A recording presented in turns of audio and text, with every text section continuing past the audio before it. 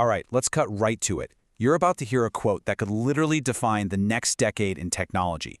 But here's the thing, it is not what you think it is. Let's dive in. And there it is, a total bombshell from Jensen Huang, the CEO of NVIDIA. Just the most valuable chip company on the entire planet. He's basically calling the game over before it's even really started. Wow.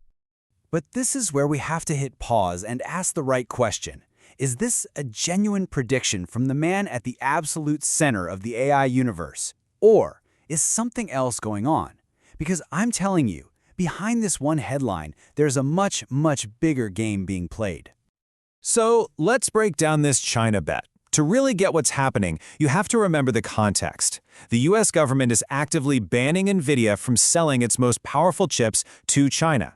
So on the surface, Huang's reasoning for sounding the alarm seems pretty straightforward. He points to what he calls Western cynicism, holding everything back. He calls out this crazy, messy patchwork of 50 new regulations that just creates friction. And then he looks over at China, where Beijing is pumping so much money into energy subsidies that, in his words, power is free. Now, that's the official story, but it is not the real story. Okay, so what is the real reason he said it? To understand that, you got to look way past the headlines. Because this statement isn't a forecast, no, it's a weapon. Let me be absolutely crystal clear on this, because this is the key to understanding everything. Jensen Huang is not trying to predict the future. He's creating leverage. He's using the threat of China winning to get exactly what he wants, right here and right now. It's a brilliant three-part gambit. First, it's a pressure campaign. He's lobbying for softer US rules and some exceptions for his chips. It's the classic let us sell or you'll lose the future play. Second, he's hedging. If US policy does end up hurting NVIDIA and China catches up, he gets to say, I told you so. It was bad policy, not our tech. This protects his company. And third, he's normalizing this idea of subsidy warfare.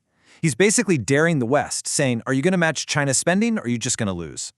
See, this is the kind of power play happening behind the scenes that we love to expose for you here.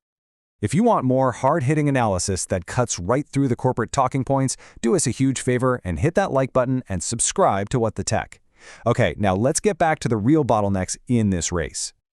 So if Huang is using this statement as leverage, what's he pushing against? Well, he's targeting the two things that will actually decide who wins the AI race: power and policy. And here's the most crucial point. This race for AI dominance isn't just about who has the smartest engineers anymore. It's become an industrial problem. The real limiting factors, the binding constraints, are the cost of electricity and the friction from government regulation. That's it. And this just lays out the massive divide. On one side, you have the US dealing with that web of 50 new regulations, which just fragments everything and creates drag.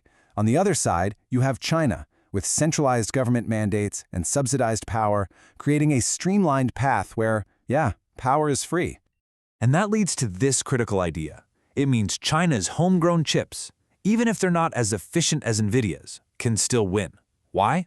Because if you give them nearly free, unlimited energy, they can just brute force their way to the top by running at a scale the West can't afford. It's industrial mass versus boutique excellence. So this brings us to the big, multi-trillion-dollar question, what does the West do now? The stakes are unbelievably high, and just thinking your tech is superior is not a strategy. It's a path to failure. This kind of complacency leads to three huge dangers. First, compute inflation, where high energy and compliance costs just make it too expensive to innovate. Second, supply chain asymmetry. The US protects its chip designs, but completely loses leadership in raw computing power. And the most dangerous of all is policy complacency, this false belief that just having a slightly better chip is enough to win. It's not.